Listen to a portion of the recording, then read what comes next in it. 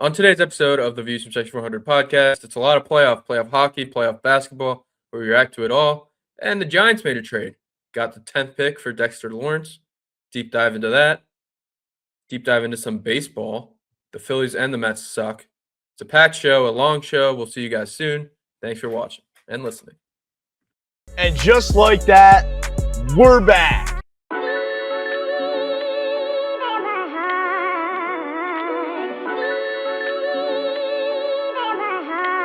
A16, turn me up.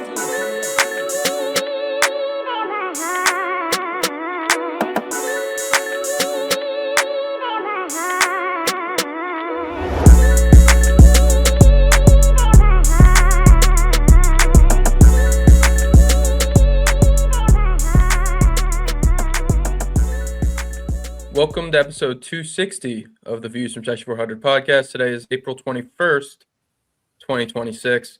And I really wanted Matt to talk about his Fly Guys. He's having some technical difficulties right now. He might join us later, might not. So while he's not here, we'll shit on his other team, the 76ers. They lost by about 40 points to the Celtics. Yeah, I'm going to say this while Matt isn't here, but you and I were on the same page. This is a team that didn't really belong in the playoffs, let alone the play-in tournament and, any of that. I know, Matt will tell you they were a good team. They had a little bit of a tough stretch as of late, but an Embiid-less 76ers team has zero business being in these playoffs. Even with Embiid, they don't have a ton of business being in these playoffs. So you're missing your best player. That's what happens. You get spanked. Yeah, thank goodness for the Flyers right now in the city of Philadelphia because every other team is really, really struggling. The Phillies have the Mets to thank for not being the worst team in baseball. The Eagles just came out today, and maybe Matt will have that for his mic, but they're pretty much A.J. Brown is going to be gone. And the Sixers just lost by 40. Also, Jason Tatum, I know in the Olympics we had the French announcers call Steph Curry the devil. Jason Tatum, I'm convinced, is the devil. This doesn't happen. It's been 10 months since his Achilles injury. Yeah, that in and of itself is something that needs to be studied. I don't have the answers for you on that. How a guy comes back from an Achilles tear in 10 months and is playing at this level already is just insane. Yeah, I understand Damian Lillard's like 50 years old and Tyrese Halliburton was a little after Tatum, but they were both around the same time, and we didn't hear a whisper about either of those guys even practicing. And Tatum's back and fully playing. This is why being an athlete really matters. And you hear this kind of talk around football a lot more than basketball because football injuries are just way more prevalent. But the guys who are, those blue chip athletes, the guys who had 5,000 yards in high school, who went to Bama or a big SEC school, Auburn. War Eagle. Those are the guys who, when they get injured, they do come back faster than your average human, let's call it, right? And I'm talking average human being Dame Lillard, another all-star, all-NBA type player. But Jason Tatum was that prodigy at 16 years old. And that's why early, he's still young enough in his career where this injury happens and he's able to come back this quickly. That's the best answer I have for you. Like I said, everyone needs to do some more research and figure out how this was actually physically possible. But when you're comparing him to some of those other guys, it makes sense. Halliburton's still a crazy good athlete. Damian Lillard's going to be a Hall of Famer. And yeah, I guess he doesn't have the same bounce, or he used to have a kind of a great bounce like Tatum does, but I don't know. Yeah, if you're comparing it to you or me, I'm probably still in a boot doing PT once a week if I tore my Achilles last May. No, I've got a shoulder injury I've been trying to get right for like 2 or 3 years now. I know any MLB pitcher would be, pumping 100 miles an hour right now. So after 6 months. So yeah, we're not the cream of the crop, Bri. Maybe one day we can get there after we start getting the Views Combine videos out. Yeah, we can go see the team trainers for some of these pro teams. I do want to, because a lot of these series were still early in the playoffs. They're not going to be fantastic series. So I want to get a little done meter. Oh, good. I was going to say some of these series are over before they even start. Yeah, I'm willing to put we'll call it an over meter. I'll put my over meter at a 9.25 out of 10 for this series. There's still something that tells me Tyrese Maxey has a 50 bomb in him and maybe gets the Sixers a game. And if that happens in game 2, maybe it's a little interesting, but It's over. Yeah, see, that's the thing. It's over. You're right. Tyrese Maxey can put on, what do we want to call it? The LeBron James cape or whatever, Superman cape. He can do We'll that. get to LeBron. We'll get there. He can drop 50 and win a game for the Sixers. But to go win a 7-game series, win 4, and then do that again in the next round, and then again in the next round, it's not for the Sixers. They're over. Yeah, it's over. If Maxey can do it in game 2 and steal one in Boston, you would think they can get it to at least a game 6. But I think the most likely outcome is in game 4 in Philly, Maxey drops like 45. Maybe Edgecombe gives him 20, and they win an overtime game. And then the Celtics get the gentleman sweep in 5. Yeah. I mean, that sounds like best case scenario for Sixers. And I think Sixers fans would take that, assuming the Flyers can keep going. Yeah, let's get Tyrese Maxey a little bit more playoff experience. Let him drop 50s, get him to see what that feels like, and start looking towards next year. Because I don't know who's watching these games this year with faith. Another team without much faith, the Phoenix Suns. I'm sure you loved watching game 1. I know how much you just adore SGA's style of play. I think he had 17 free throws, shot 17 for 19, something like that, for 25 points, and the Thunder blew out the Suns. Yeah, this isn't a series. I'm absolutely shocked that the Suns were, like the Sixers, able to claw their way out of the play-in and earn an actual playoff spot, but they're not doing anything with that spot. No, I mean, they have guys like Royce O'Neal, Malawach, my guy Oso, and Ryan Dunn. We're getting like 20-plus minutes. You're not a serious playoff team. I know the Warriors aren't good, but at least we would have had Steph Curry try to dethrone the Thunder. Instead, we have this.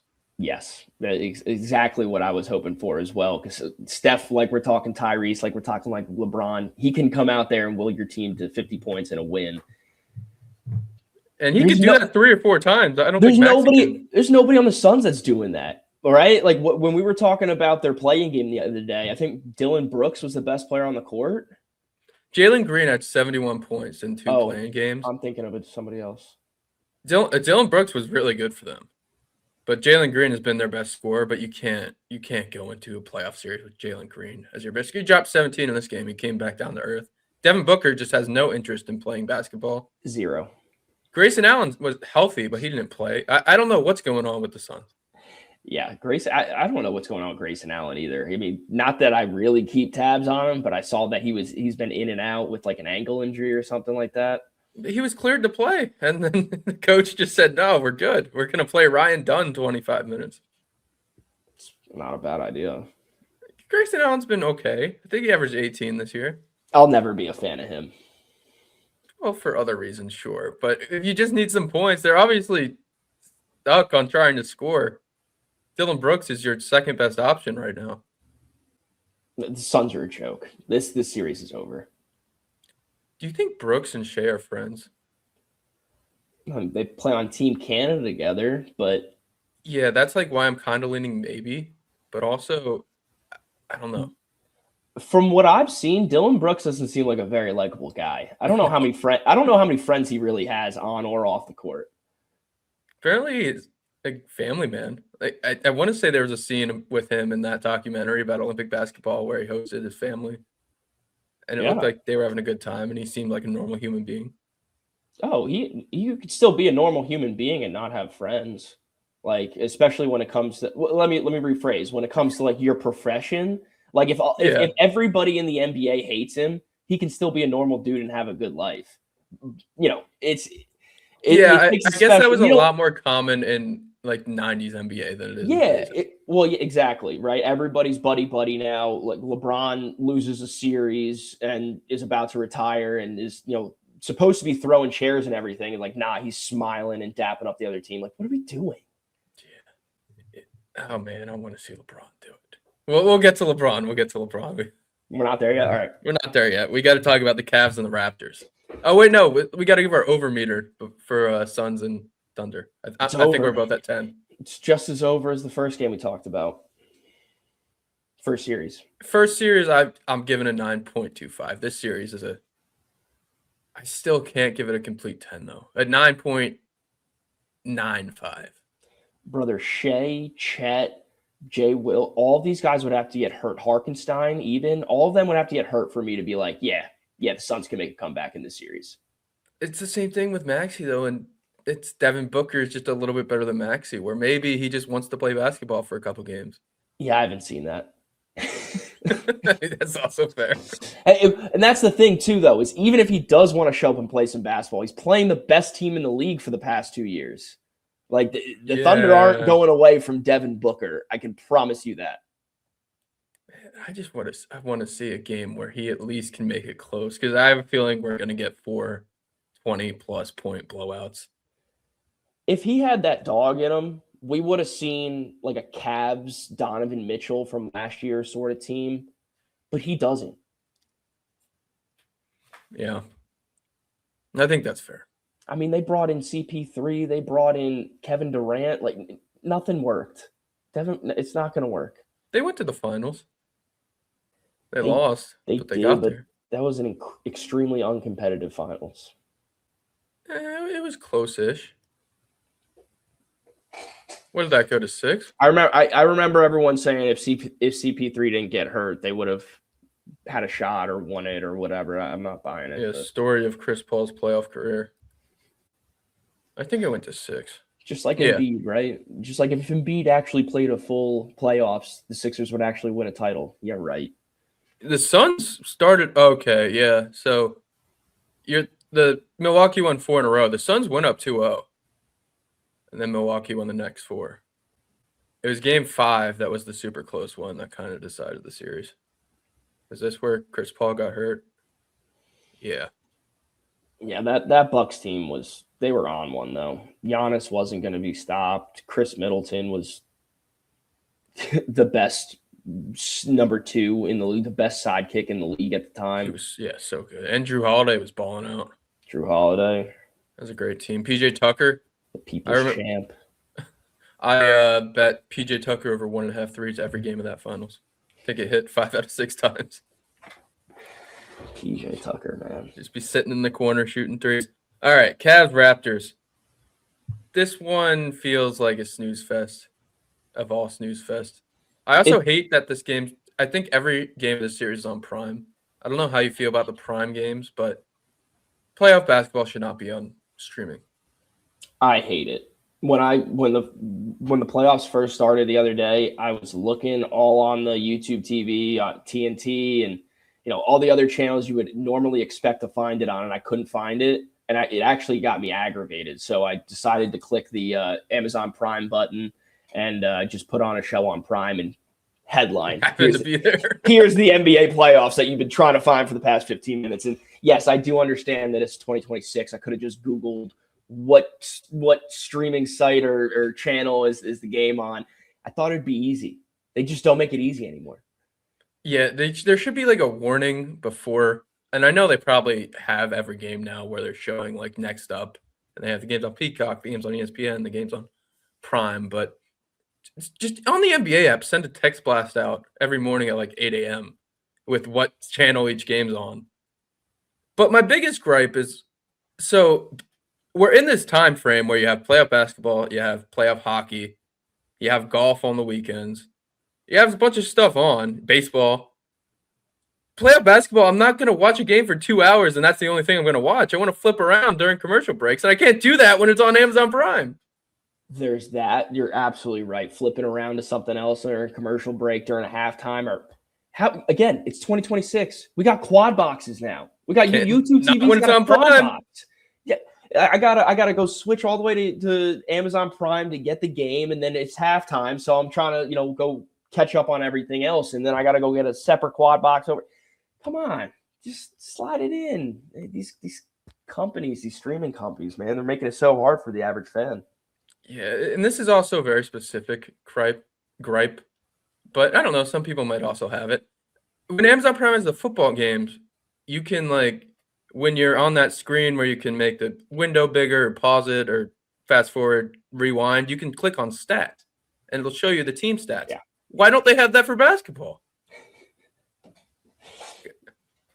I feel like more people, maybe not more people are betting on basketball than they do Thursday Night Football, but there's a good amount of people betting on playoff basketball or just like interested in the stats. Let me see the stats from. If you're going to do it for football, give it to me for basketball.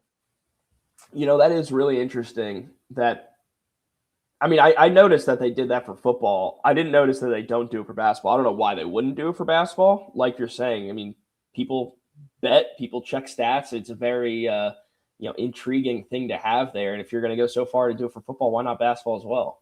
I just assumed it'd be there. And that's the only reason I figured out it wasn't there. And now I'm annoyed. The easy answer is that the NFL is a bigger product and more people are interested in the stats. And I guess they put more time and effort and money into displaying that for you in the NFL, but not on NBA.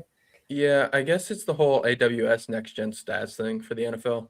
And the NBA doesn't have that partnership. But if you're on streaming, I'm going to have to exit out of your app to go see the stats. Give me both. I hear you. Yeah, no, I'm not a fan of the prime NBA games. Back to the actual series, though. I don't want to talk about this one. I really don't. Even we talked about the other two, even though they're done, right? We got Boston winning in a landslide. We've got the Thunder winning in a landslide. It's because they're good teams, right? It's not just because the Sixers and the Suns are bad. It's because they're playing juggernauts. This series features nobody important. Like, we could just not have it. This 4-5 is just so irrelevant is the word I would use. So I did make a NBA playoff bracket just for shits and gigs to have one. Yeah. And I was hoping that would be your take from this series because my NBA champion is coming out of this series. No, it's not. Yes, it is. I picked the Cleveland Cavaliers to hoist the Larry O'Brien trophy. So not only do you pick an Eastern Conference team where the Eastern Conference maybe has like a 10% chance to win this thing. You pick one of the Eastern Conference teams that has like they show those graphics, 1%, 0.01% chance to win this thing. That's where they're sitting right now. You know that, right? Yeah, but here's the thing. So not only the East, yes, probably will lose to the West, but there's room for opportunity here. And no big deal, but I picked the Magic to upset the Pistons in the first round. That's looking pretty good. All right, through one, looking good. And the Cavs, assuming they take care of the Raptors, would then go on to play the Magic. So then on the other side, I just, it's going to be hopefully the banged up Knicks or the banged up Celtics after they go to 7 games. And the Cavs just need to win one series to just get there. Give me a hope. It's a lot's hinging on the Magic beating the Pistons. Yeah, but don't they reseed anyway? I don't think the NBA does. I think they do. I think the Magic would go up and play the Celtics, and then the Knicks and the Cavs would play. Well, then that was an extreme oversight on my part. This is worth figuring out for everyone right now, whether they reseed or not. So let's take a break. No, the NBA does not reseed. They do not reseed. They do not reseed. All right, Brian. Unlike my hairline. Your 1% chance is definitely still at 1% with that information, but we'll see what happens. Let's see if Matt's in here. The technical difficulties are done.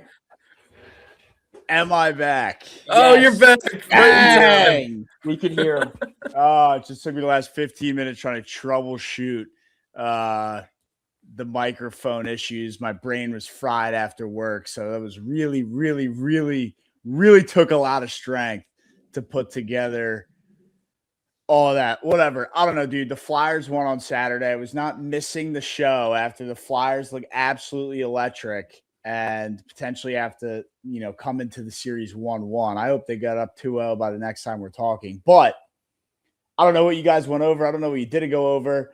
It needs to be touched on. The Flyers are the hottest team in the NHL right now. Porter Martone looks absolutely unbelievable.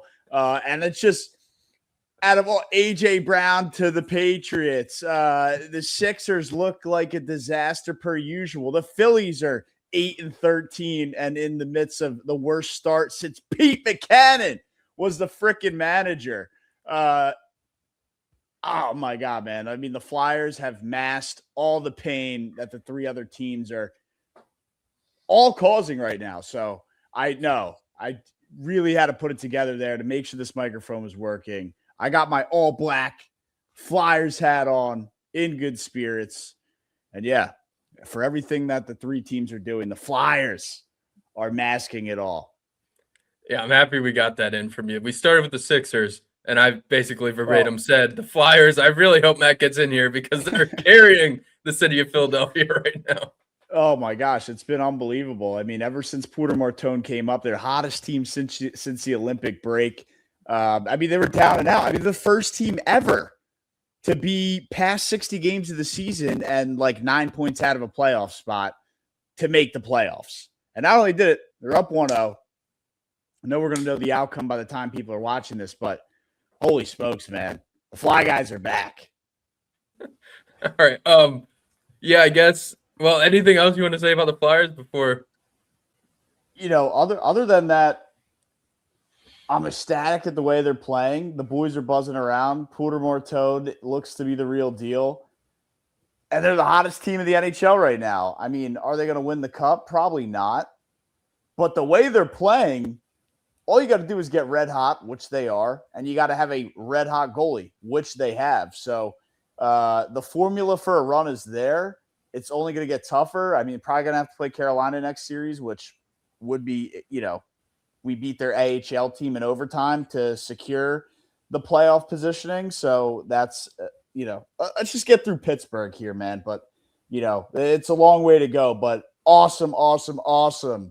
You've stolen home ice. You got game one on the road. Even if you lose tonight, you're headed back to South Philadelphia with home ice, with the advantage. Obviously, it'd be great to go up 2-0, but you've secured at a minimum returning to South Philadelphia 1-1. Yeah, I'm a little nervous about Philly getting another championship, but not panic button yet. Unexpected one, too. Yeah, that's the annoying part. That's the one that hurts. But, I mean, you know, what you have going for you is they are the 8th seed, so they will have the toughest path. Combined with the three other teams are, I mean, they're competing with who can cause the bigger scene. Sixers are like, oh, AJ Brown's out. Well, we'll lose by 40. Phillies, oh, Sixers, you want to lose by 40? We'll get swept for the first time at home by the Atlanta Braves in 10 years. So they're just trying to top each other with disaster right now. At least they're not the Mets. Speaking of all these different teams and sports right now, do we think I'm curious your guys' opinion. You guys think hockey is the, you know, of the major sports, the most likely where upsets happen in the playoffs and an unexpected champion can actually come through? If not for the Dodgers, I would say baseball would be up there. Yeah. But, yeah, hockey. I mean, dude, like, they had the red hot goalie. I mean, it's obviously delusional and biased for me to say Porter Martone's a superstar, but like he's kind of been playing like one, and the guy has been nothing short of amazing, spectacular. I mean, he scored a game-winning goal in game one of his playoff debut. I mean, it's like injecting a star into the team right before the playoffs. I know he's a rookie and all, but the guy's playing like he's a 7-year vet with playoff experience. So to add that to your team right at the end of the season, you probably forget they got Tyson Forster back right at the end of the year after he was playing lights out, secured the game-winning goal, or that set up the game-winning goal to secure the playoff spot. So, I mean, dude, like the signs are there for a run. But to answer your question, not to keep going on the rant about the Flyers, yes. Expect the unexpected this time of year in the NHL. Definitely helps that the two-time defending champions missed the Stanley Cup playoffs. Yeah, no Panthers, no Barkov. It's anybody's game. The Oilers, I mean, they play the Ducks. I know the Ducks are, this is the first time in like since 2016 the Ducks, and I think, the Ducks were perennial Western Conference final contenders, with those teams with Ryan Getzlaf and guys like that. I don't know if you remember, was Corey Perry with the Ducks? Maybe he was. But yeah, it's, we haven't seen them. I mean, they were perennial Western Conference Finals team. So we'll see how the Oilers fare in their first round. That game one's tonight or last night. But yeah, it's an exciting new wave of hockey, man. There's a lot of new teams that are kind of unexpectedly in. I mean, the Senators haven't really been great, and they snuck their way in. The Canadians got a win on the road against the Tampa Bay Lightning, who had over 100 points this year. So a lot of really good storylines in the NHL right now, and it's just the first round and all game one. So, I mean, if you're not tuned in, there's no better time than now. Yeah, I do want to get into all the hockey, but we got to finish our NBA first here. No worries. I Um, don't need to touch on the Sixers. yeah, we already Sunday. talked Sixers. Well, let me. I got one more piece, and then I promise I'll shut up for the rest of the show. They should not be playing a playoff game Sunday at 1 p.m. Nick Nurse, had all the coaches in the NBA, is not the guy who can get a team fired up on the road to play at 1 o'clock on a Sunday. Maxey wasn't ready. Kelly Oubre wasn't ready. I don't know why Adembona's even starting that game. I would just run Andre Drummond. I guess VJ showed life. The team couldn't hit a wide open shot to save their life. It was like I was out there chucking up threes. I could have went out there and shot threes. And it was a complete joke, embarrassment. Would I say I expected them to win? Absolutely not. But show some heart. Show some fight. I mean, they rolled over and played dead. They maybe tried to keep that a game for the first 3 minutes of the first quarter. And you could tell that it was done from there. They showed a little bit of a push right out of halftime. But again, they couldn't hit a shot. They shaved 8 or 9 points off that 25-point lead. They got a couple consecutive stops. Couldn't hit threes. Couldn't get buckets. And that's just the Celtics aren't gonna continuously let you get consecutive shots if you're not capitalizing on the other end. They're eventually going to make their shots, and that's what you saw. Blowout loss. If Embiid doesn't come back, I mean, even if he does come back, this series over. Yeah, Andre Drummond was ready for nap time by the third quarter. Oh yeah, the guy's 40 years old. Can we give him a break here? He's actually the same age as Joel Embiid, which is kind of wild. Drummond, you guys forget Drummond was like at least Drummond is the same age as Embiid. Yeah. Dude, Drummond, I feel like used to be like all-star. I mean, this he was always like a. He just feels a lot older than he is. He feels like he's more on like a. I mean, I don't want to go so far as to say like LeBron, CP3, but like more towards them than Embiid. He feels closer to Curry than Embiid. Yes. What's Embiid? 32, 33? They're both 32. Okay. Or Drummond might have just turned 33, but they're like 6 months apart. Yeah. I thought Andre Drummond was like 38 years old. I'm not going to lie. Because he's been on so many teams. Yeah. He's been this is his second stint with the Sixers. Where was he? Because Kentucky guy? In college? Drummond? I couldn't tell you. He feels like a Kentucky guy. I don't think he's Kentucky. Is he not? Probably not. I know they've had some good bigs, though. Arizona, maybe? UConn. Wow. So he had to be – was he with Kevin Ollie? When was he on that team that won the championship with the Shabazz? No. He had to have been there before that. That was right when Embiid was with Kansas, 2013, 2014. And if they're the same age. Yeah. 2011, 2012. So that was a year after Kemba? I don't know. Was Kemba? It's definitely before the Kevin Ollie, though. Yeah, I think he was in that little downtime between Kemba and Shabazz. Yeah. So just missed both championships. Little late for the first. Maybe that was the year with Kemba. No. 2011? So 2010, 2011. And Drummond was there 2011, 2012. Okay, yeah. So the year after. Nice. Sucks for Drummond. I guess I was going to say just missed out on 2 national titles. Yeah, well, he could have had a second one if he stayed, or one if he stayed. That's true. And I mean, I'm still pretty shocked right now. I thought Andre Drummond was like 5 years older than. Okay, so what's he been on, like 8 teams? Let's see how many teams. Bulls, Sixers. He was originally a Piston. Bulls, Sixers, Pistons was he ever on the Nets? Trailblazers, like Pistons, Cleveland, Cleveland. Lakers, Sixers, Nets, Bulls, Sixers. So it's 1, 2, 3, 4, 5, 6 different teams and 2 separate stints with the Sixers. What's his career earnings? He's got to be over 100 mil. I mean, he's been 166. Yeah, He got probably got a big contract from the Pistons that first time. He definitely did because he was averaging like 18 rebounds a year or a game. 155 mil. 11 off. Okay, yeah, he got up to 25 a year with the Pistons. He was definitely playing his best ball there. Yeah, and then he's been on like $5 million salaries since then. But he had a stretch of 5 years where he was making 6 years where he was making 25 a year. Well, back to Cavs Raptors. The over meter here. I'm going 10 because the Cavs are winning it all. This is, of all the series we've talked about so far, the one that's still up in the air for me. So not over. Calling it a 5. You're at 5. What did you I think that's fair. Who's winning it all?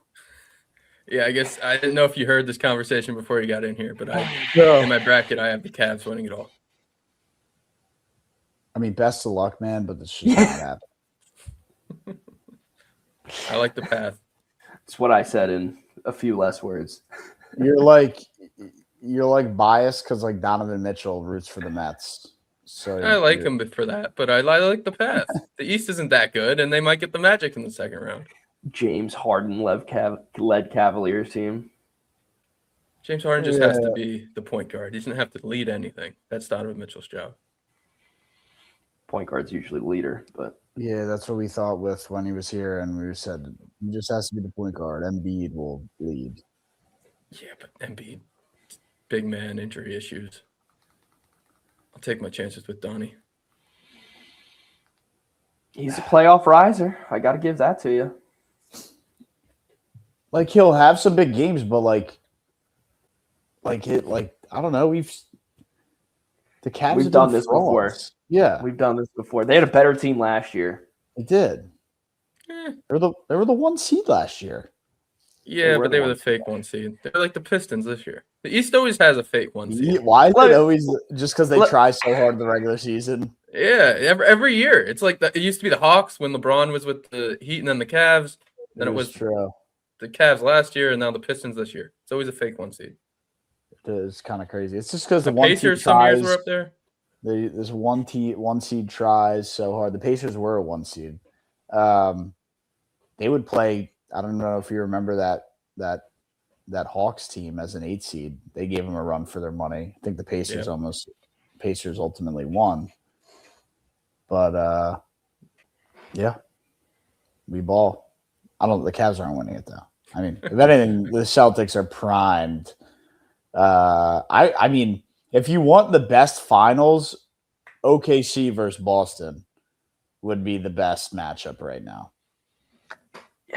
Yeah, I actually do. I'm going to say this right now. I think OKC is so good, no one's really going to give them a fight out of the East. Boston, I think that would be a fun series. I think it would be the best series we could get out of if somebody's got to match up with them. But I'm being nitpicky. I'm basically just saying I'd rather see Boston go up against the Spurs or the Jokic-led Nuggets, where there's some cracks in that team. There's no crack in the Thunder.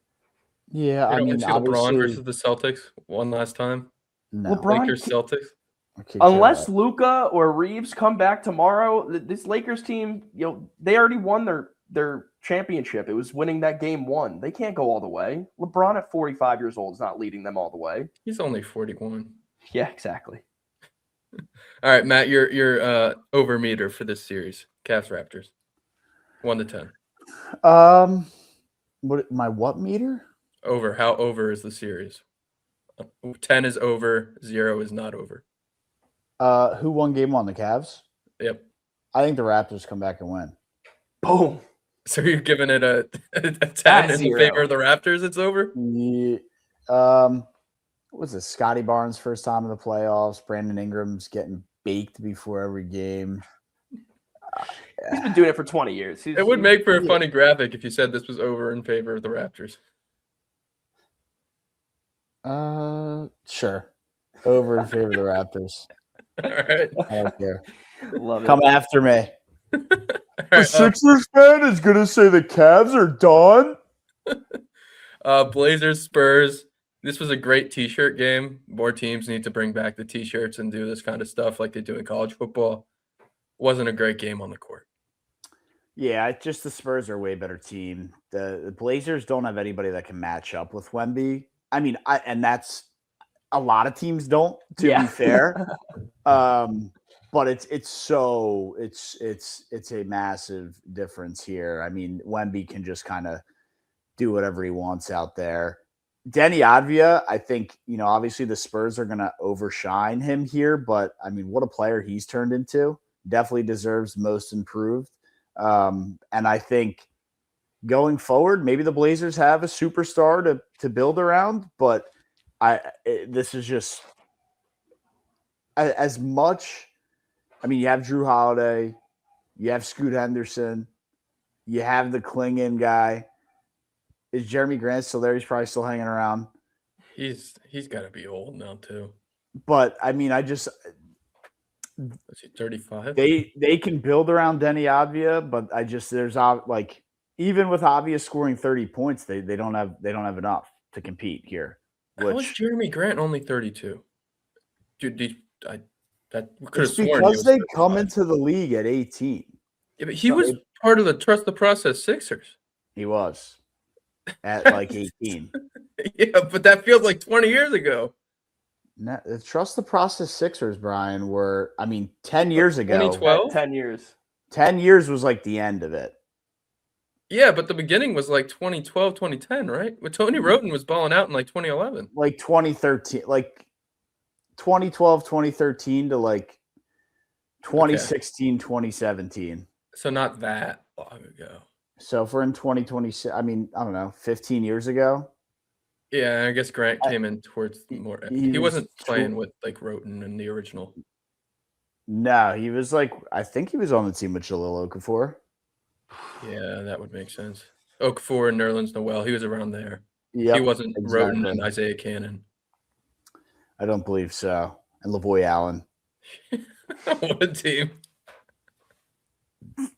I don't even know who their center was. Oh, Andrew Bynum? Wasn't he around for Yeah, maybe 10 games? he was flip-flopping between the Lakers and Sixers for a while. Yeah, he didn't really he didn't do much, but I don't know. What a time. What a time, man. At least those teams had heart. They might only won 8 games, but they had heart. Yeah, Blazers have some heart, but I'm giving this over meter a 10. This is a sweep. This is over. I think it's a great point and a great way to put. I don't even know that the Blazers can steal one at home. Like down 3-0, go maybe they keep it close, down 3-0 in that game 4, and Spurs win by 5. But I don't see them.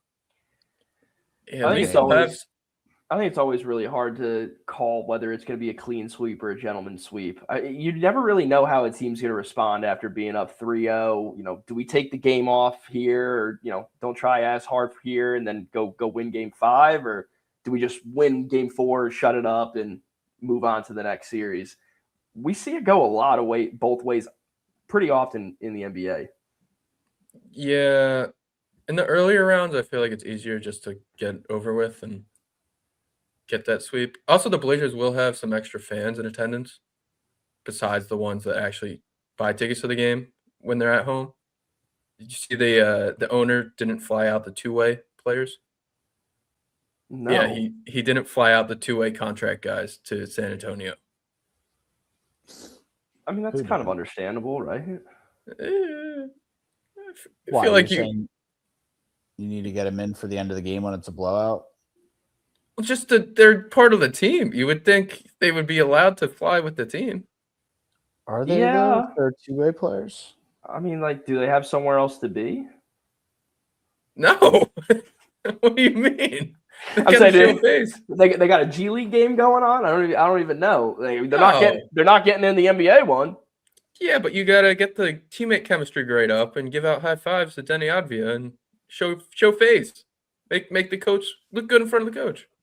No, I definitely I'm picking up what you're putting down right now, but I can also see the owner being like, these guys aren't playing. I'm not sending them out there. But it seems like the right thing to do. They're part of the team. Yeah, I think this is a story for the media to make more of it than what it really is. Yeah, they're team adjacent. I mean, it's who cares? It's just freaking two-way guys, Brian. I hate to say it, but like he's right. Like, they don't really matter in a playoff game. So it doesn't. Yeah, it doesn't. We're not talking about like the backup catcher. They're part of the team. They'd give him a full like, contract, Brian. That's what I'm saying. Like they're not the backup quarterback making $10 million a year on a contract. Like they're on the practice squad. You know what I mean? Yeah, and those guys should be flown out to games too. Stop it. They probably are. You think everybody on the scout team gets flown out to games? Absolutely not. Yeah, playoff games? No. Yeah. You're the owner of a sports team. You can afford a few extra plane tickets. Whatever. All right. I'm giving it a 10. Are you both at 10 for this series? I'd say the Spurs sweep here. No doubt. I would say the Spurs get the sweep here. I think the Suns have a better shot of stealing a game at home against OKC than the Blazers do against the Spurs. I don't know why. I feel like Booker can steal a game on his own. I don't know that Avdia can steal a game on his own. I think Booker. Some people believe in Booker. No. Let me clarify. Yeah, Booker possesses the capability to do that, but he won't. Like he's not going to lock in and mentally be like, "Oh, I want 50. I want to win for Phoenix." Like he doesn't care. There's a Kardashian courtside. Maybe that's what he's got to do. He's got to shoot like a courtside baddie there. Yeah. He's got to shoot 66%, hit like 50% of his threes, get to the line a lot. And OKC has to have a little bit of an off night. And like there's a path for it. I mean, we know Booker can do it. There's a path for one game. If Booker goes nuclear, I mean, it's basically I would put that's so why much that money. Series is 9.95, not 10, Jack. I'm sorry, but Booker doesn't care. I've been saying it for weeks. Like he doesn't care about the NBA. He might. He said, "Wait for the Olympics, and I'll show back up." But he said, he might for one game. One game. I don't think so. Tonight, he's the greatest basketball player in the world. I haven't seen it since the Olympics. I don't know that he cares tonight. He doesn't. Well, it doesn't have to be tonight. Are they playing tonight? The Suns? I would think so. Actually, I think they are. I hope someone's listening to this as the Suns are up like 25, and Booker has a playoff record 80 points. Yeah, he's hearing us chirp at him so much that he actually goes out there and does something tonight. No, they don't play today. We got the Raptors and the Cavs. We've got the Hawks and the Knicks, and we got the Timberwolves and the Nuggets. And then the following night, April 22nd, we'll have Magic Pistons Game 2, and we'll have Suns Thunder Game 2. Good job, Adam Silver. All right. Lakers and Rockets. LeBron James, his 145th career playoff double-double. That's third all time. He's 20 behind Tim Duncan for the most ever. Who won game one? the Lakers behind LeBron. That's actually insane that he hasn't surpassed Tim Duncan's double-double playoff record yet. Yeah, more games than Duncan and Magic Johnson, who he's behind. Yeah, this guy's been in a million playoff games. He doesn't have every record yet. I guess not. I feel like a lot of prime LeBron he wasn't assisting as much. He was trying to take over. Where more later in his career, he's been getting the assists. So he would get the double-doubles with rebounds, but he couldn't always do that. Right. Yeah, no, he would have like 35, 12, and 4. Yeah. I mean, the amount of games that in the playoffs he's probably had like 27, 8 and 8, like just barely missing out triple doubles. That's got to be interesting to see that. And he's not Russell Westbrook looking to get that last number every time. Yep. He's just missing game winners. I'm not going to slander anybody right now, but I saw somebody yelling at his teammate not too long ago for not letting him get a rebound, which would have put him at 10 rebounds or whatever and get him a double-double, triple-double, whatever it might be. And I saw him yell at his teammate. Russell Westbrook? I don't know who. I'm not going to slander any names right now. So you do know who, you're just I can't remember. That's why I'm going to say I don't know. But it was the kind of thing where you're sitting there, you're like, yo, can you be any more obvious? Yeah, that's terrible. Yeah, this game was weird. It was LeBron and Luke Kennard. Shout out Luke Kennard. 2 Ohio natives just balling out, and the Rockets just missing shots. I think they shot 30 more shots than the Lakers did, and they lost by 15. Jabari Smith played okay. The Rockets are just like the Rockets will forever have the Daryl Morey, James Harden, Chris Paul stink, just clouded over the Toyota Center and the city. That Clint Capella stink. Yeah, well, more Daryl Morey and James Harden. I've got beef with Clint Capella. Yeah, why do you hate Clint Capella? Because he's terrible. Just you don't like him. He was never good. And people were like, "Oh, he's the best center in the league. 2 years where he was fun. The best center in the league. We got to bring him to Atlanta and give him a huge contract. He's going to be R&B." Like, no, he's not good. He was okay. Like, he was above average. I will die on the hill that he was overrated. He's probably a little overrated. He never really shoot. If he played in the 2000s, he would have been a top.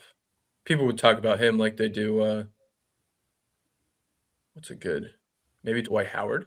Stop it. You're kidding me right now? I mean, we're talking prime Dwight Howard. There's nobody next to him except for Shaq. Yeah, Dwight Howard's a bad comp. Who was like a good center in the 2000s? Like even Yao Ming's too good. Pau was way better. Pau was better. But Pau had touch. He had that Spanish touch. Shaq was good. Who are we comparing to again? I'm trying to find a comp for Clint Capella. Samuel Dalembert.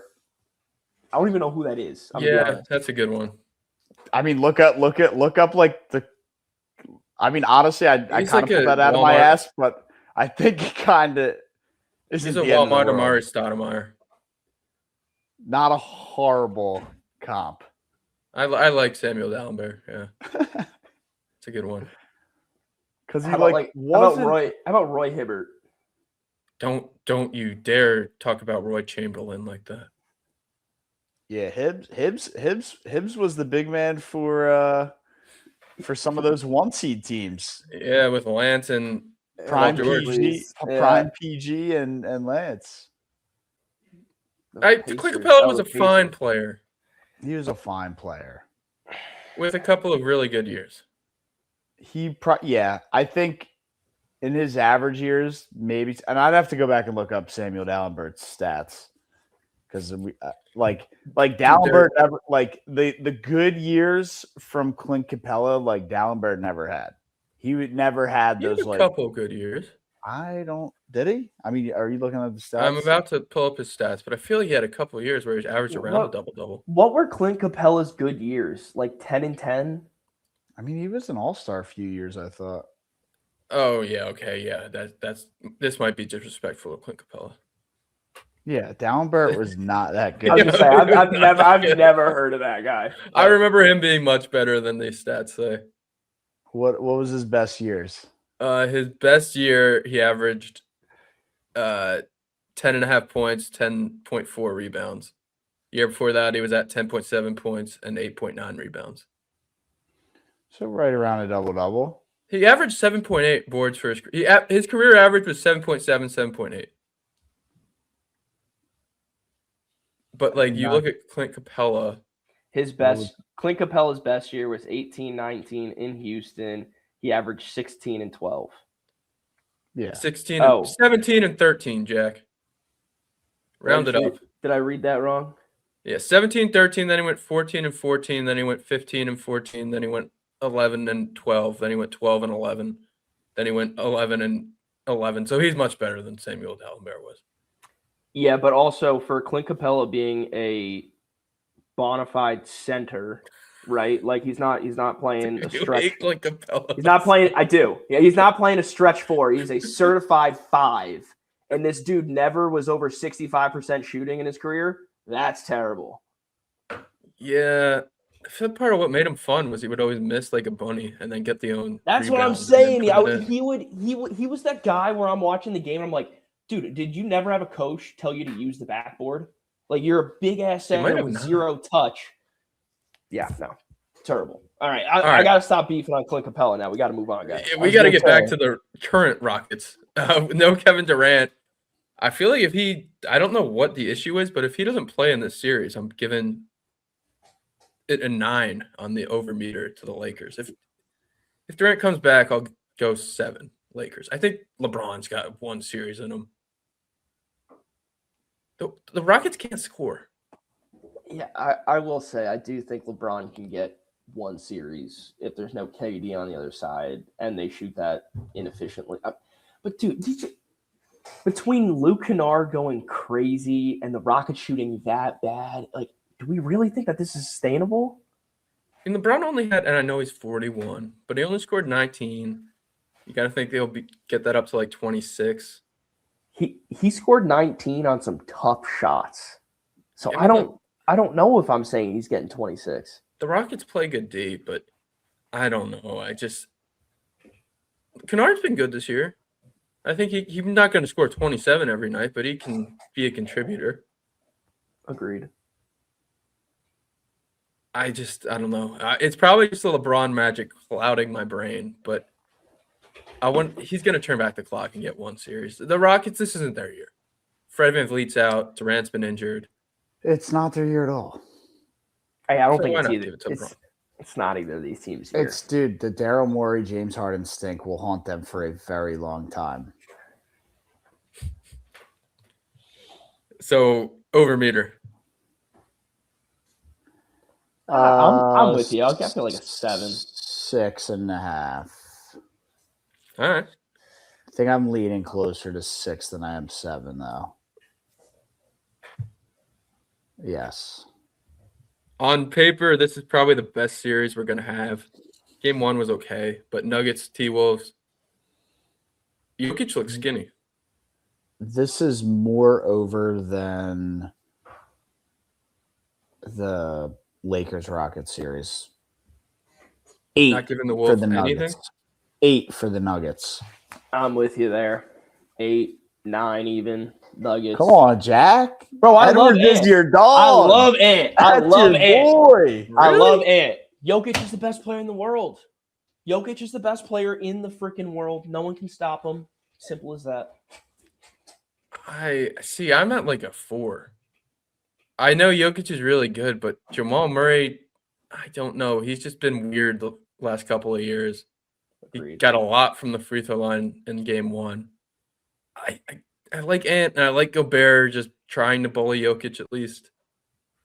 I think this is going to be a 7-game series and it could go either way. I'm looking forward to how this plays out. Well, if I remember correctly, this was like the most electric series in last year's playoffs. Yeah. Yeah, and it was awesome. I think Naz Reid was going crazy for the T-Wolves, but no, they're not a bad team. They're a good team. I like a lot of their players. I love Ant, but I'm not voting against the big man, Mr. Nikola Jokic. I mean, until Wemby comes and meets him, or that 1 through 7 that is just so dominant out in OKC, I'm not betting against him. It's fair. Ant's got to get 1 back. 1 game? Sure, not 1 No, series. 1 series back. No. I do think the Nuggets win, so I'll put it at like a 5.5, but I'm right down the middle. All right. Last series before we get to the mic of the week, we kind of talked about it already, but Magic Pistons. Pistons have not won a game 1 since 2008 when they beat the Magic in the conference semis. This one's definitely 50-50, man. So I'll say it's even, neutral, no over. No Yeah. over either way. It's 5. Yeah, Brian, I know you're already counting the check that the Magic's going to win, and I know you love Paolo, but I'm not there really. I mean, this was a 1 seed for a reason. The Pistons, they play really good defense. Cade Cunningham is a baller. I think they can bounce back. Maybe just some first playoff game jitters for them. It's over. 10 for the Magic. The Pistons never seem to find that second score behind Cade. Like, you're not going to win a playoff series, Matt, you know this well, when Tobias Harris is your second best option to score the basketball. Like, Jalen Duren had 4 shots in this game. How is that? What are we doing? You can't let Duncan Robinson shoot the ball 8 times and then Duren shoots it 4. I mean, yeah. I mean, as a 1 seed, they always, I feel like, find a way to keep it close, which is why I think this series could go 7. But, after the performance we saw in game 1, I feel strongly about, the Magic's capabilities to obviously pull off the upset and advance. And, maybe the key to success was to purposely lose that 7-8 game. Magic in 6. I think you're right there. But you had to lose and get the Pistons instead of the Celtics. Everyone talked about how bad they played. Maybe they just tanked. Classic NBA fashion. Probably. All right. Let's get to some LaMike of the week. All right, Jack, we'll start it off with you for your LaMike of the week. Yeah. Well, I've got 2. What? I've You have got 2? I have 2 LaMikes of the week. Might be a first. One isn't really a LaMike. It's just more of a PSA. But today is 420 at this time of the recording for all those who celebrate in the holiday. I know Stephen A. Smith doesn't, but Stephen A. Smith's compilation of "Stay Off the Weeds" came up on my social media today. And yeah, I watched it for a good solid 10 minutes. Man, Josh Gordon, what could have been? Every single clip was a Josh Gordon clip. Yeah, that's the whole thing. Couple Le'Veon Bells sprinkled in there. So funny. But my real LaMike of the week is it's a transfer portal. The college basketball transfer portal. I remember just a week or 2 ago, pretty fresh after the Auburn Tigers national championship win. We had one of our War Eagle. We had one of our freshmen say he's coming back, Sebastian Williams-Adams. I definitely, when you watched him this past year, a true freshman, sort of like a giraffe, not really coordinated with his body and all that. Like, a player that needs to develop a little bit. I was really excited when I heard just a week or 2 ago that he was coming back. He's ready to run it back. Stephen Pearl, the Auburn Tigers. Transfer portal happens. We bring in a center. He wants to leave now, and he's pursuing other options. Now, I get it, right? Bringing in a big dog who you're not going to start over, it's kind of tough. You need to put stuff on tape in today's game. But, I mean, where's the development and the showing some fight and trying to battle in him for that position spot? Like, there's none of that happening anymore. It's tuck tail and leave. Yeah, his agent's a pussy. Pussy-ass bitch. Fuck you. They brought in 2 forwards today. Owen Freeman, he was I think he was the Big Ten Freshman of the Year at Iowa. And then he got hurt last year. He transferred to Creighton. Kind of a weird year, but hopefully he'll be healthy and good. And then Thomas Dowd, who was one of the reasons I thought Troy would beat Nebraska. He averaged a double-double for Troy. So they bring in the Santa Clara center and then 2 forwards. And then SWA's agent's like, yeah, you could probably just go get 30 minutes a game at DePaul and then get drafted in the NBA. It seems like a great kid. I know him and Philip had a good repertoire going and had some good clips come out on Auburn social media, but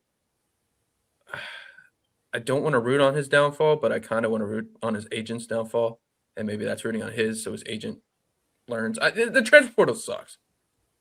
Yeah. This was definitely – it's a tough one, man. I mean, he's a young kid. I liked him, right? You don't get that too often on your team anymore, right? Everybody's a 25-year-old transfer nowadays, but it sucks, man.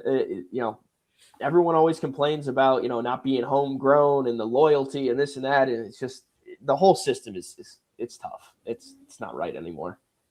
Be funny if he went to Texas to go play with Elijah Freeman. Yeah, I mean, the transport has been pretty electric for Villanova so far. They got the dude who averaged like 18 points a game last year for Cornell. You know what I'm talking about, Brian? You probably know the white kid, kind of bouncy. Don't remember his name. He had a game-winning 3. It was like number 22, like a weird number for a point guard. Yeah. I don't know. He averaged like 17 or 18. They got the dude from Ohio State who averaged like 13 and 7 last year. Not a bad pickup. They just got a commitment from a 6'8" shooting guard who's a 4-star, averaged 28 points in high school. Some say the best scorer in the country. So we'll take that commitment. I think there's a couple other guys in there as well. But, yeah, so far, I mean, they lost to Katie Lewis. I mean, that was pretty much the big one.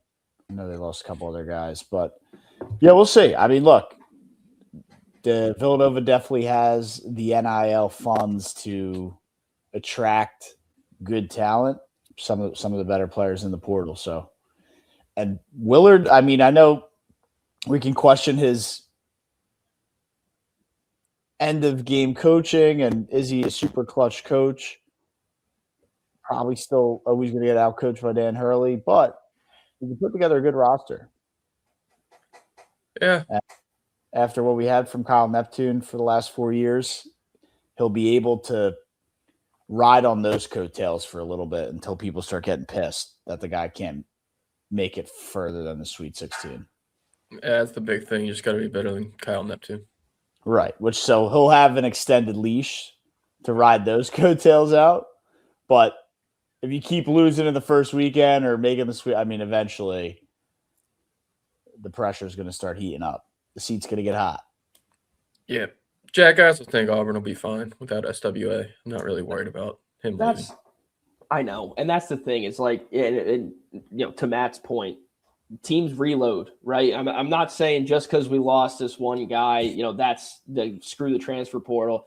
The transfer portal is helpful in some ways, right? I mean, it gave us Janai a few years ago, Denver Jones. Miles Kelly. It got whole team pretty much. CBM. Chad. It got CBM sent away. Love that. But no, I mean, it's definitely helped out the Auburn Tigers more than it's hurt the Auburn Tigers. I think that's fair to say. But at the same time, like, this is like one of those things. I know I guess I'm being nitpicky here, but that's just one of those things about the transfer portal that just kills me, man. Like, I wanted Sebastian Williams-Adams to be a Auburn star, and very well could have been. Maybe not this year, but definitely next year. Yep. Just never going to see it. It's a lot of the same with Aiden Holloway, where it was like you saw little spurts of greatness, and then he just decided to dip. Yeah, happy 420. Transfer portal's weird, but they got Pettiford back, they got Overton back. Auburn will be a tournament team next year. All right, Matt, you're the mic. Yeah, so I kind of revealed it when I was going on my rant earlier in the show, but I was shocked that it had been. First of all, I was shocked that the Phillies couldn't win one game this weekend, but just getting swept at home, it being 10 years since the Braves have ever done that, especially like those really bad years in like 2017, 2018, even when they got Harper, they didn't make the playoffs that first year in 2019. Was just shocked that it's been 10 years since the Braves got a sweep of the Phillies at Citizens Bank Park. So I guess nod to the Phillies for not letting Atlanta come in and beat up on you like it always kind of felt like they did. I know just like the Mets down in Atlanta, the Phillies tend to struggle. I don't think as much as the Mets, but so it's always tough down in Atlanta. The Mets definitely have it a little worse. Fuck that. But Brian doesn't even turn the Truist Park or something. Dude, Brian doesn't even. Turner was even worse. But Turner was worse. I had nightmares about that place. Great ballpark, but that place, it's just nightmare fuel. They got some kind of magic spell going on down there. Dude, Brian, why can't I know the Mets can't win in general right now, but why can't they win in Atlanta? I don't know. No, it's a mess. Chipper Jones. Ever since Chipper Jones named his kid Shea, they did clinch the playoffs in Atlanta, the 2024, which is cool. But Is there a story behind that? Why would Chipper Jones name his just kid killed Chip? the Mets. Just Shea, I am the He father of wasn't. Shea Stadium or something. Yeah, he was Shea Stadium's father, so he named his kid Shea. He was a Met killer. I mean, he killed the Phils his fair amount of times too, but It's so petty. It's so I funny. hated that guy too, Brian. I mean, great player, Great player. but he killed the Phillies and the Mets. Him and Scott Rowland were my mortal enemies growing up. I was a Clemens hater. Roger, Is there another one? Cody. Who else? Who were the top? Roger. Who were the top Met killers? Chipper Jones, Chase Chase Utley. Well, Jimmy Rollins more than Utley. Daryl Strawberry. Yoenis Cespedes? Honestly, I think the numbers back up Chase Utley, but I've always felt like Jimmy Rollins. I think you like could the- say maybe just like the big three, like Howard, Yeah, that Utley, team. and Rollins. Honestly, no. mean- Pat Burrell was an a-hole against the Mets. He was the worst because he wasn't that good, but he just No. always killed the Mets. Like the Yeah. other three were all all-stars. Yeah, like Pat Burrell, like I mean, that was frustrating watching that guy. I mean, he was home run or bust pretty much kind of player. Never really had Yeah. a huge average. Not the greatest plate discipline. On the mound, Jose Fernandez always killed the Mets. Was Dan Ugla a Met killer? Yes and no. The Marlins in general, like Dan Uggla and Hanley Ramirez, were just Yeah, thorns in they the were- side. They were thorns, man. There was a guy in the Brew. Who was the little Eric Sogard? I hated that guy. Oh yeah. He always killed the Mets. It had like weird, like utility infield. There's one on the maybe that was Sogard. I'm thinking of that was on the Red Sox too. There were so many Met killers. There still are so many Met killers. Yadier Molina always killed the Mets. Scott Rowland, Aaron Rowand. Rowan. That guy was a Met killer? Yeah, annoyingly so. He would hit big home runs. Freddie Yeah, Freeman. Freeman is a Philly killer, dude. He just killed That the guy Phillies. That guy on the Braves was, I mean, I hated having that guy around. Andrew Jones in center field. He was a killer. Killer. This is fun to think about. Derek Jeter. Of other Freeman he went both ways, Mets and Phillies. I mean, that guy was just always felt like he got like Phillies are up by one, like in the 8th inning, 2 outs, runner on second, and he got like the timely single that scored the run or double off the wall. That like it's just like they couldn't get away from that guy. I'm trying to think of like Nats that killed the Mets. Ian Desmond was really annoying, but he wasn't a Met killer. Yeah, Ryan Zimmerman. Was like Jason annoying. Worth. I was thinking Jason- about tossing Jason Worth's name out there earlier, but I didn't know. I mean, he killed the Mets when he was on the Phillies, and then I guess he kind of sent it right back to the Phillies when he was on the Nationals. Yeah, I feel like Worth got the Mets more when he was with the Nationals. But again, I might just be thinking the Phillies is tough because they were overshadowed by that big three. Well, I'm pretty Right. sure he won a ring with them. With the Nats, yeah, I think he did. So in a year like that, just about everybody on that team is probably a Met killer. Yeah, Worth hit 281 against the Mets. Let me see what Chipper Jones' actual numbers were. Chipper probably hit like 350. Chipper Jones, 309, 49 homers. Yeah, that's 309. He killed. It was more Yeah. like, dude, and then obviously Chipper was a big name guy, but it was more like always like the guy who like wasn't really tremendous in his career, but then like would play the Phillies and like he would turn into this all-world player. And like probably guys like that, for against the Mets, like guys who like that's why I think of names like Dan Ugla. Like the guy was a good player, but like he wasn't he would come and play the Phillies or play the Mets and like just hit the ridiculous home run, get the big hit, and just like I don't know. Yeah. So Eric Sogard had a 293 batting average against the Mets. He probably hit like 230 for his career. Exactly. Career batting average of 246. See, He like was that's 289 ridiculous. against the Mets. What about 293. Ugla? This is Ugla was like he's the definition of the Hall of Very Good. Dan Ugla, he 239, but he hit 29 homers, 25 homers. Yeah, I mean that's a big chunk. Wasn't super amazing. He probably had better stats against the Phillies, if I'm being honest with you. Probably bad like 280. Yeah, you know what this conversation is reminding me of? Jake Browning splits against the Jags versus everyone else. Yeah, for real. Like 10 touchdowns, 800 yards against the Jags. Everybody else like pick galore. Yeah, so Dan Ugla hit 225 against the Phillies, but he hit 30 homers in 156 games. Yeah, that's ridiculous. So, wow. That's ridiculous. Against the Phillies. Like a 32 home run pace against the Phillies. Ridiculous. All right, well that was a fun rabbit hole. That was. We should do that more often. Which teams which niche players killed our teams? Yeah, there's another guy that killed the Mets, like Eric Sogard, that I got to remember. But how does a guy like Derrick Henry fit in here, who dominates every team he plays, but when he plays the Jags, it's 250? I think he's too big of a name. Too big? Yeah. Yeah, he's Chipper Jones was a Hall of Famer. Yeah. But he like specifically killed the Mets, so I think he falls in the Chipper Jones category. Yeah, I'm with that. I mean, Derrick Henry is an 80, 90-yard rusher against any team in any game until he plays the Jags. It's 250. It's 250. 2 touchdowns, 3 touchdowns, 4 touchdowns. What, did he have like 4 90-yard touchdown runs against the Jags? He's got a lot. Yep. I've been there for a few of them. All right, well, we're going to talk some Jags here for Mila Mike. I was surprised because the Giants traded away Dexter Lawrence, and it wasn't to the Jaguars. I thought we would get the football gods to give our podcast that trade, BTJ for Dexter Lawrence.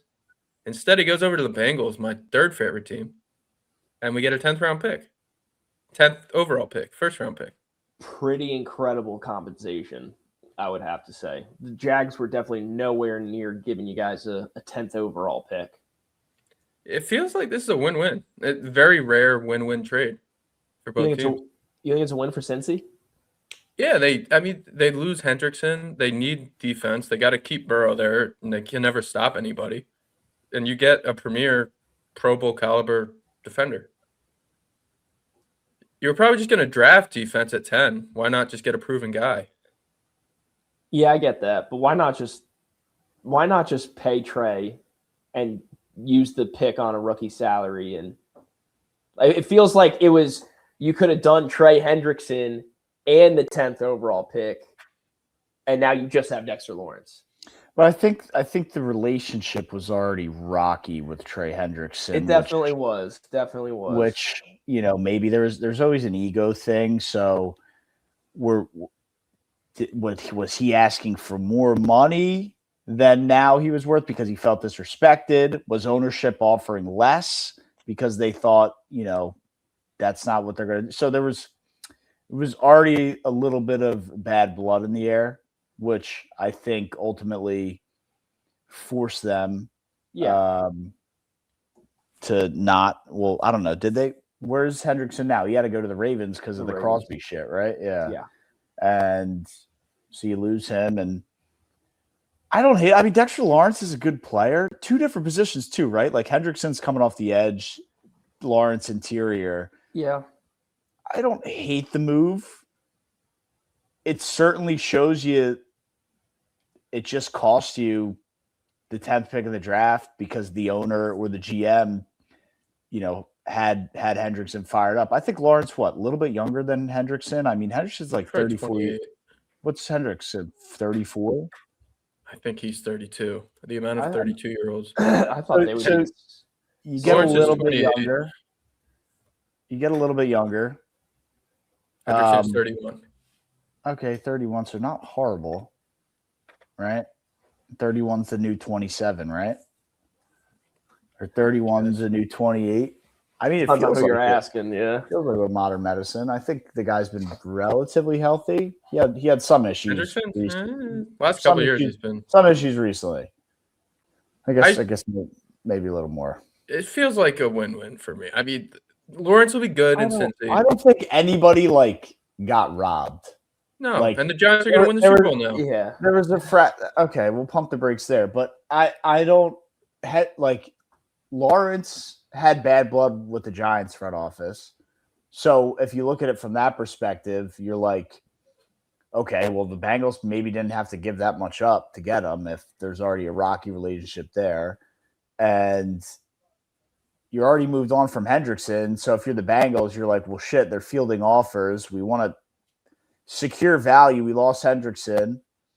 Maybe there was nobody there that they wanted to get. What other picks do they have? Do they have another late first?